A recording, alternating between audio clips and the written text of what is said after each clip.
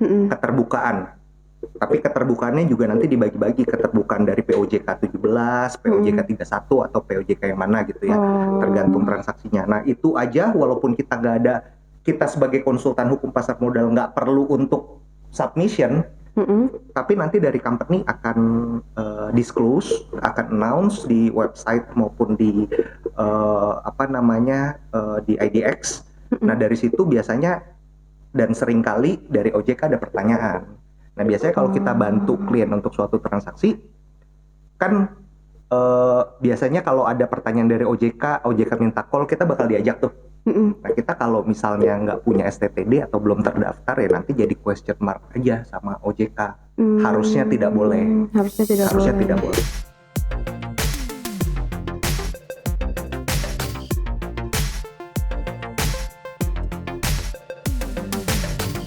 Oke guys, kenalin, gue Abdena, mahasiswi semester 6 FHUGM, sekarang lagi magang di Menko Lawyers.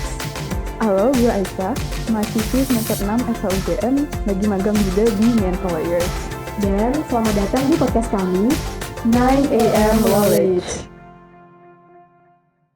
Oke guys, jadi di episode podcast kali ini kita udah kedatangan konsultan hukum pasar modal ya. Ada Bapak Ivan Nugroho, SH LLM. Halo Bang. Halo Dena. Oke, pertama-tama mungkin Bang Ivan bisa jelasin dulu riwayat pendidikan, riwayat dari kuliah lah. Kuliah dulu S1 di mana, terus S2-nya di mana gitu, biar teman-teman kenal juga. Oke, sekali lagi nama saya Ivan Nugroho. Dulu kuliah di Atmajaya, Universitas Atmajaya Jakarta, tahun 2006.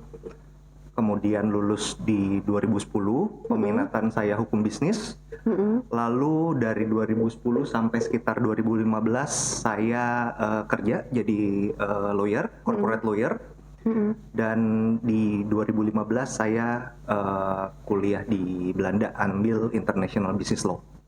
Di Tilburg University namanya. 2015 sampai 2016. Dan ya sampai sekarang masih jadi lawyer, corporate lawyer. Corporate lawyer juga. Oke, untuk membuka diskusi nih Bang, bisa coba Bang Ivan jelasin apa sih sebenarnya profesi konsultan hukum pasar modal itu, Bang? Jadi basically pemahaman dasar adalah konsultan hukum pasar modal itu kalau menurut saya bagian dari corporate lawyer, tapi dia fokus di kegiatan pasar modal dan harus terdaftar di OJK jika mau berkecimpung menjadi konsultan hukum pasar modal. Simpelnya seperti itu. Udah tahu belum sih Dena bedanya litigation lawyer dan corporate lawyer? Udah sih Bang, tapi mungkin kalau Bang Ivan mau jelasin lagi boleh Bang.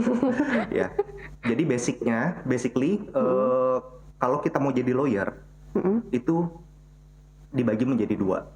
Yang satu namanya litigation lawyer, yang satu namanya corporate lawyer. Nah litigation lawyer tuh nggak melulu harus beracara di pengadilan ya, tapi lebih ke bisa dibilang dispute resolution lawyer lah. Jadi menangani perkara lah, intinya perkara udah ada dispute, dia menangani bisa sebagai mediasi, lewat mediasi atau lewat arbitrase. Sedangkan corporate tuh lebih ngurusin transaksi, simpelnya kayak gitu.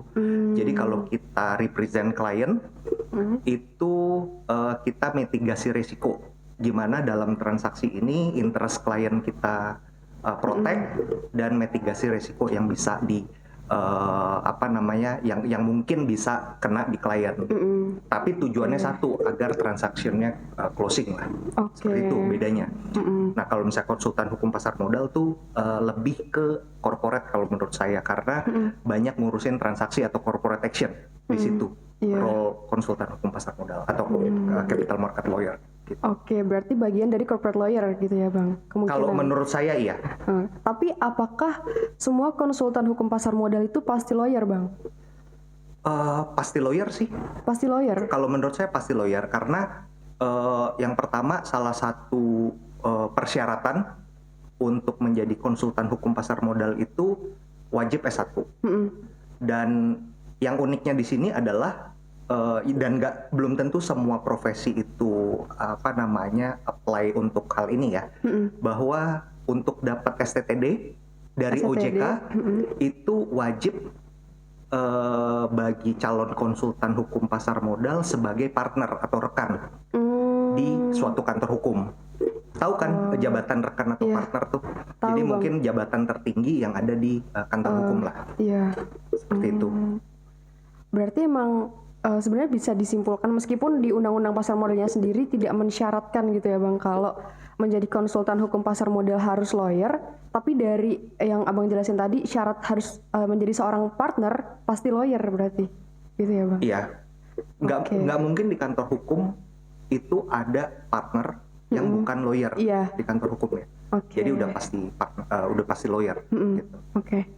Terus nih Bang, kan sebelumnya pembicara di podcast yang sebelumnya itu ada yang notaris juga. Terus dia juga jelasin notaris itu ada yang namanya notaris pasar modal. Nah, perbedaan ruang lingkup kerja dari konsultan hukum pasar modal dengan notaris pasar modal itu seperti apa Bang? Sekarang saya tanya balik ke kamu. Kamu udah tahu belum bedanya konsultan hukum atau lawyer dengan notaris? Dari permukaannya tahu lah Bang. Mungkin yang notaris itu lebih ke sifat administratif dan pengaktaan itu ciri khas dari notaris gitu ya Bang. Tapi Sebenarnya sama. sama ya Bang. Perbedaannya di situ.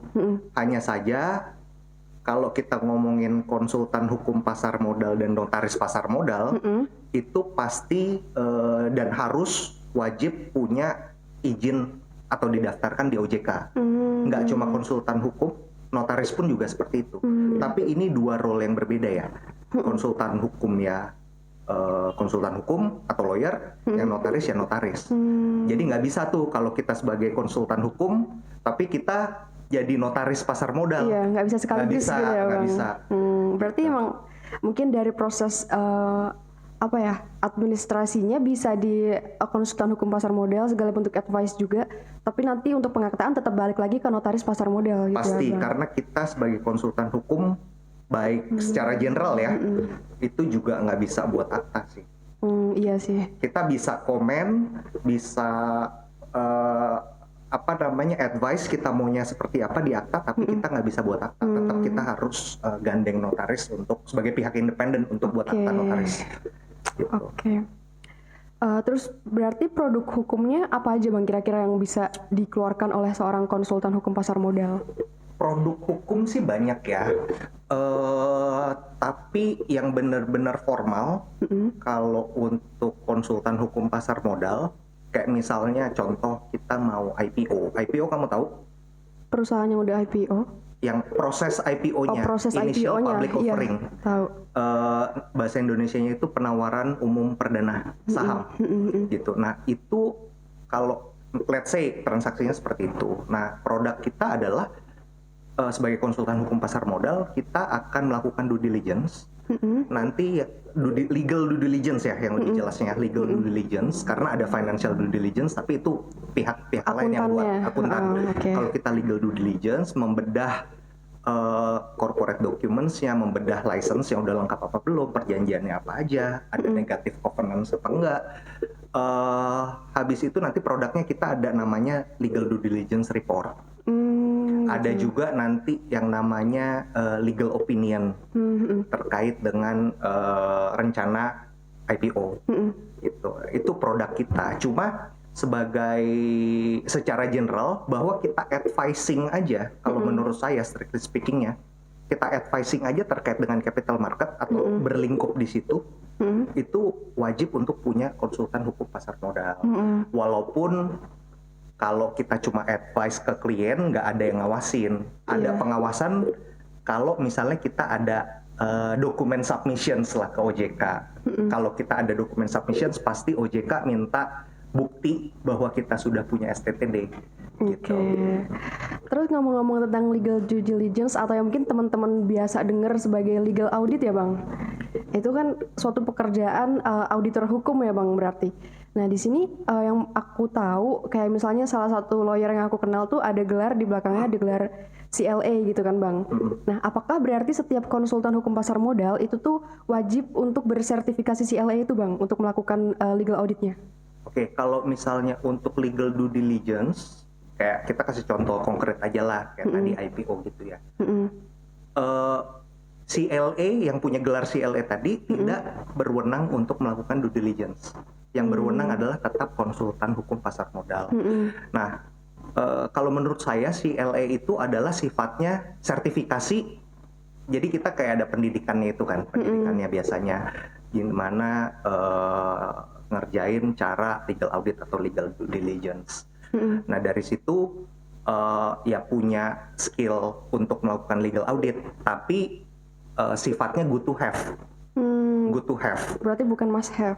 Bukan must have sifatnya. Jadi kalau misalnya yang nggak punya CLA pun, kalau dia bisa melakukan legal due diligence, ya bisa.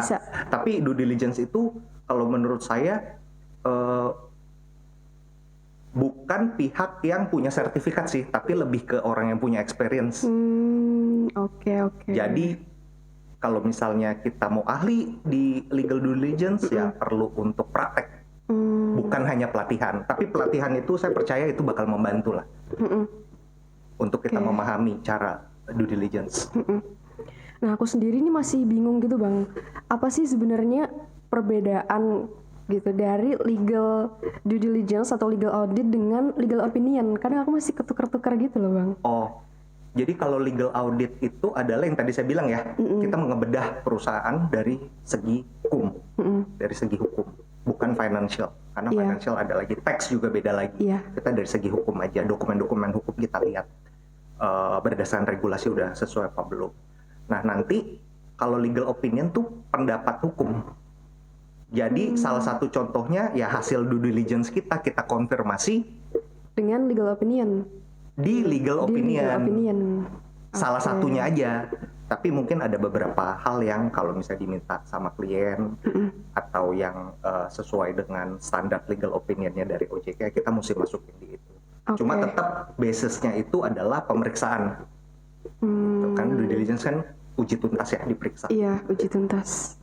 Gimana kita bisa kasih legal opinion kalau kita nggak research, nggak ngebedah perusahaan gitu. Berarti biasanya konsultan hukum pasar modal apakah bertahap gitu Bang? Jadi mulai dari melakukan LDD-nya, kemudian mengeluarkan legal opinion terhadap LDD tersebut, atau nggak selalu seperti itu? Nggak selalu, tergantung transaksi ya. Kalau misalnya transaksinya perlu pendaftaran di OJK, ya biasanya atau submission di OJK, ya biasanya perlu dilakukan due diligence maupun legal opinion. Tapi balik lagi saya bilang, kita advising aja, atau kalau di OJK tuh sering kita kalau terkait dengan transaksi afiliasi atau transaksi material, itu sering kita buat namanya disclosure, keterbukaan.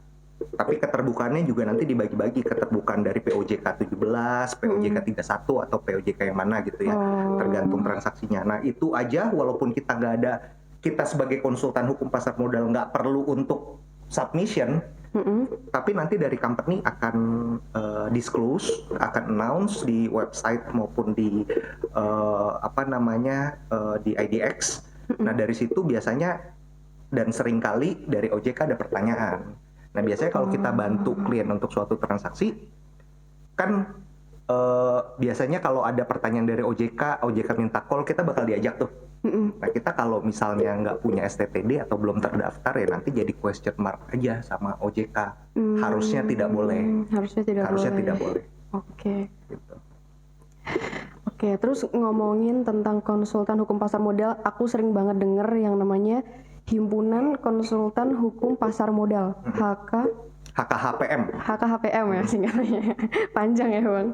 Nah itu apakah setiap konsultan hukum pasar modal wajib untuk bergabung dalam himpunan tersebut Bang? Wajib. Tapi jadi saya cerita dulu ya, sebagai konsultan pasar modal itu bukan kita datang ke HKPM, daftar ke HKPM, terus kita jadi konsultan hukum pasar modal, enggak. Biasanya tuh kalau kita mau sebagai capital market lawyer, kita ada pendidikan di 2 tahapan, pendidikan dasar. Nah, biasanya kita sebut di dasar 1, dasar 2. Dasar 2. Nah, masing-masing pendidikan itu ada ujiannya. Nah, setelah kita lulus, kita akan apply menjadi anggota himpunan HKHPM ya. Setelah kita menjadi anggota, nanti kita akan mendaftarkan ke OJK untuk mendapatkan STTD, namanya Surat Tanda Pendaftaran Konsultan Hukum Pasar Modal. Nah, salah satu syarat yang ada di STTD itu adalah bukti bahwa kita udah jadi anggota di HKPM. Salah satunya. Berarti emang prasyarat ya Bang itu? Iya, dokumen prasyarat juga. Dokumen prasyarat juga.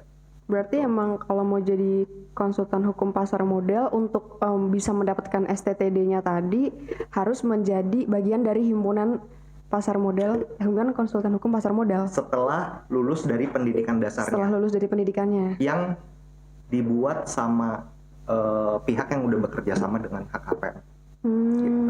Gitu. Oke. Sebenarnya tantangan dari profesi ini tuh apa Bang yang paling yang paling bikin dulu Abang sebelum terjun ke sini tuh paling dipikirin gitu, ada nggak Bang?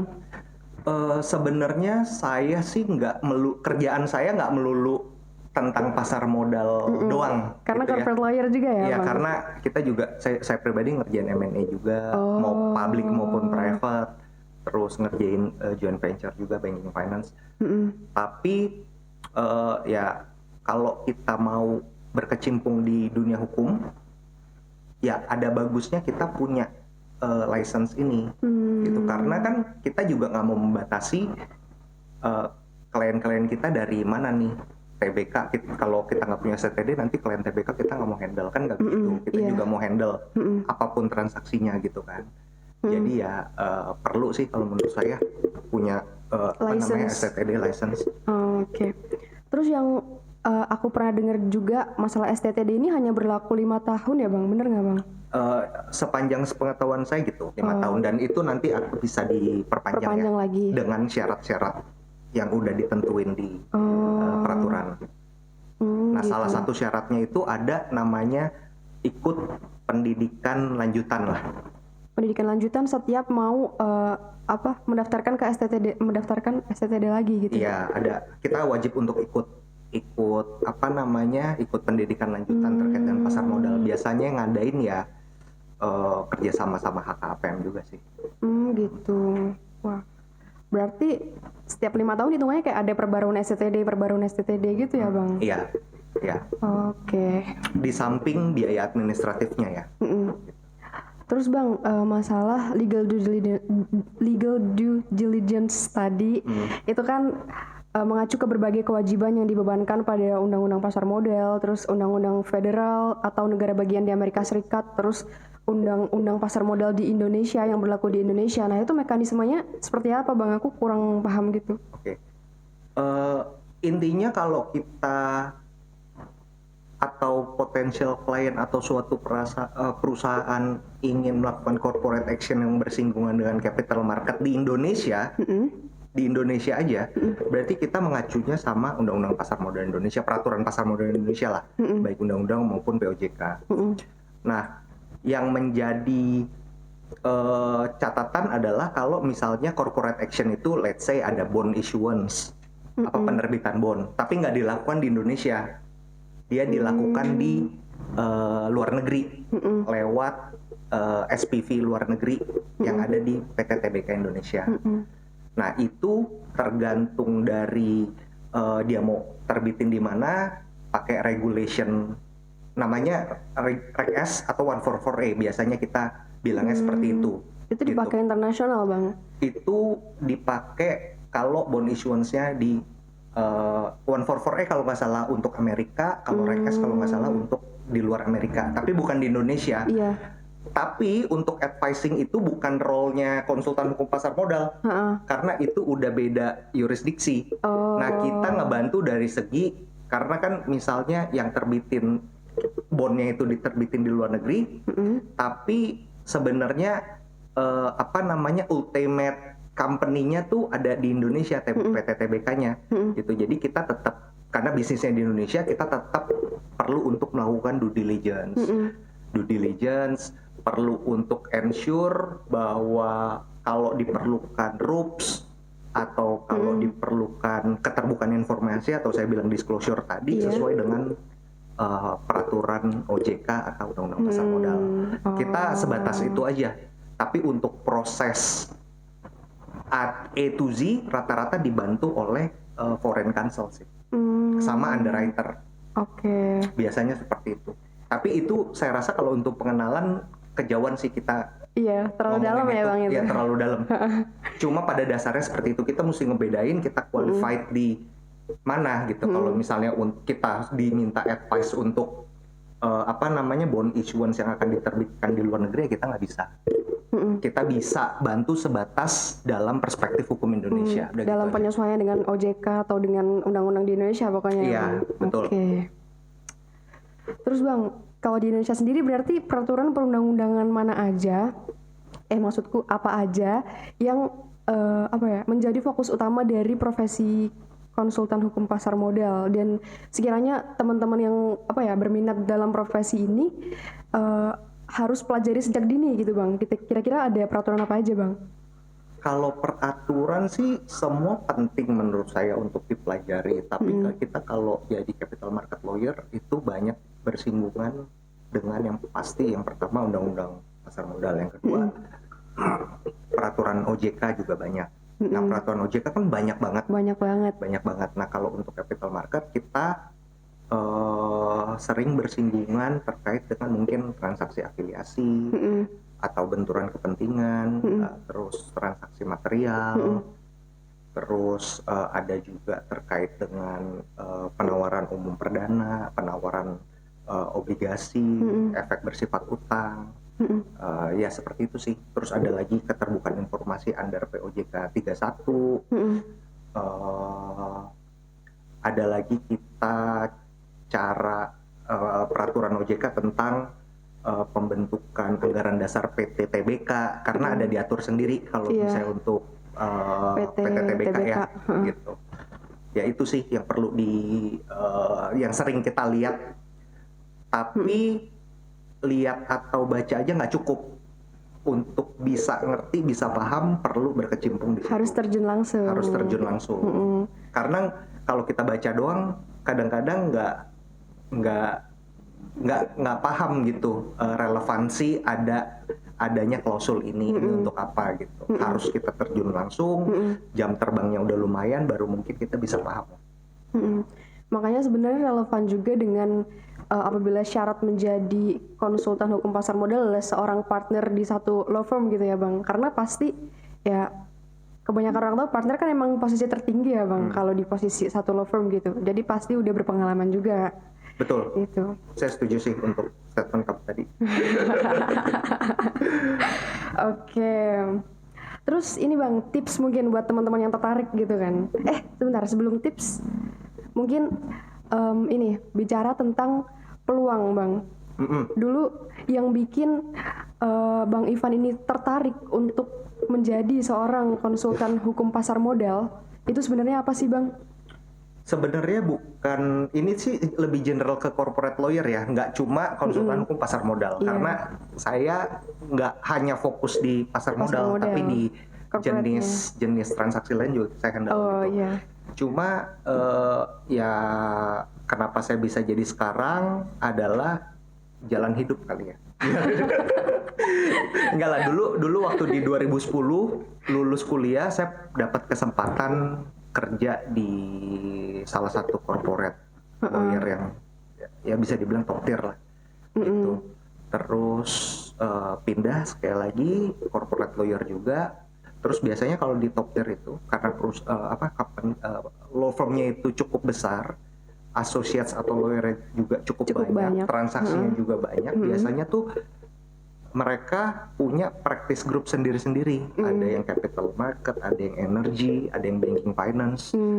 Nah, kebetulan saya juga pernah di capital market. Udah aku tebak sih Bang. Ya pernah diputer-puter lah, pernah nyobain sedikit-sedikit gitu. Ya itulah 2015 saya akhirnya cabut karena sekolah. Di 2016 pulang di Indonesia. Terus mulailah bareng beberapa teman saya yang dulu kerja di law firm yang sama, kita coba untuk buka law firm gitu, buka law firm sampai sekarang. Dan tertarik untuk mempunyai lisensi di bidang pasar modal gitu Bang. Karena memang perlu ya. Perlu. Kalau saya memang perlu untuk punya license itu. Kalau boleh tahu sampai sekarang license apa ya, pelengkap lawyer, ya bisa dibilang pelengkap lawyer yang Bang Ivan ada tuh apa aja Bang? Saya yang pertama pastinya advokat di Pradi. Iya. Terus saya juga punya saya juga sebagai kurator dan pengurus di asosiasi HKPI. Lalu ya pasar modal ini punya juga STTD yang terdaftar di OJK. Itu aja sih, belum ada lagi yang lain. Banyak sih itu Bang. Banyak ya. Banyak kan. Udah sangat sibuk sepertinya ya Bang. Iya, kalau misalnya kita bisa punya kesempatan untuk punya license dan coba nggak menutup diri untuk coba menjadi expertise di bidang yang lain, ya kenapa tidak? Iya benar Bang. Setuju. Nggak cuma jangan menutup diri lah kalau mau berkembang kan gitu. Iya benar, setuju Bang.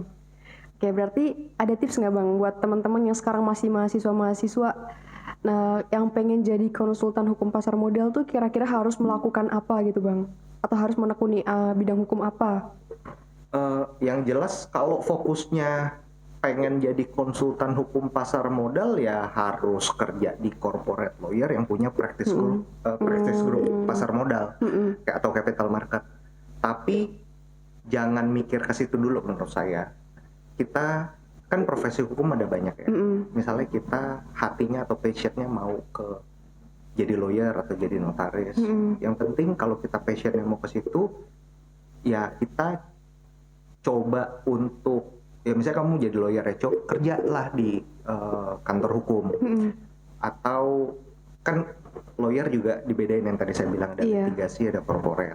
Ya cobalah kalau kamu minatnya di corporate lawyer, ya coba untuk fokus ke corporate lawyer, corporate law firm gitu. Coba berkecimpung di sana, suka apa enggak gitu. Berarti kurang lebih ya dibiarkan mengalir aja ya Bang, sampai nanti mungkin kayak Bang Ivan ada keinginan untuk menjadi konsultan hukum pasar modal gitu Bang. Iya, mengalir tapi fokus ya. Mengalir tapi fokus. Oke. Ya jangan sampai kamu pengennya jadi suka sama capital market tapi kamu dapat kesempatannya mungkin sebagai corporate lawyer di corporate law firm, tapi mungkin bukan di practice group capital market. Ya kamu harus coba, siapa tahu kamu lebih suka di situ. Iya. Gitu. Ya intinya jangan menutup diri lah. Jangan menutup diri ya teman-teman. Oke, sebelum ditutup nih Bang, Bang Ivan ada pesan dan kesan atau pantun atau puisi gitu Bang? Boleh juga. Ada nggak Bang? Pantun buat teman-teman sih nggak ada rumah. ya. Iya. Paling yang tadi saya sampaikan udah. Oh, yang semuanya itu tadi ya. Let it flow, fokus, mengalir tapi fokus. Mengalir tapi fokus. Oke. Gitu, kalau kita mau berkecimpung di bidang hukumnya, gitu, secara umum. Oke. Makasih banyak ya Bang untuk ilmunya yang udah di-share untuk episode podcast kali ini. Jangan kapok ya Bang, besok mungkin bisa lah berbagi di bidang lisensi yang lain. Tadi kan ada kurator dan pengurus juga. Ya. Boleh. Nanti tunggu 9 AM Knowledge ngundang lagi. Oh ya, oke siap. Oke, kalau gitu makasih banyak buat teman-teman yang udah menyimak dan mendengarkan. Cukup sekian untuk episode podcast kali ini. Sampai jumpa di episode podcast 9 AM Knowledge selanjutnya. Terima kasih.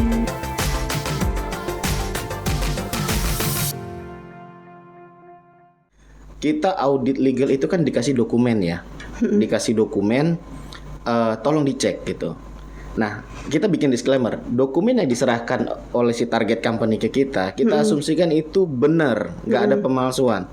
Kan bisa aja data yang dikasih ke kita palsu. Kita kan bukan investigator atau detektif yang dikasih kita harus ngecek lagi ini asli apa enggak gitu ya. Kecuali ada QR code-nya. Sekarang surat-surat pemerintah udah mulai ada QR code-nya, bisa kita oh ini valid gitu. Tapi mungkin kalau dulu sebelum zaman QR code itu kita dikasih dokumen palsu, pemalsuan sekarang kita nggak tahu gitu. Ketika kita bikin satu report yang oke ini bagus, ini layak gitu, ternyata banyak yang palsu gitu, pemalsuan. Gitu. Ada unsur penipuan, ada unsur pidananya, bisa saja terjadi gitu.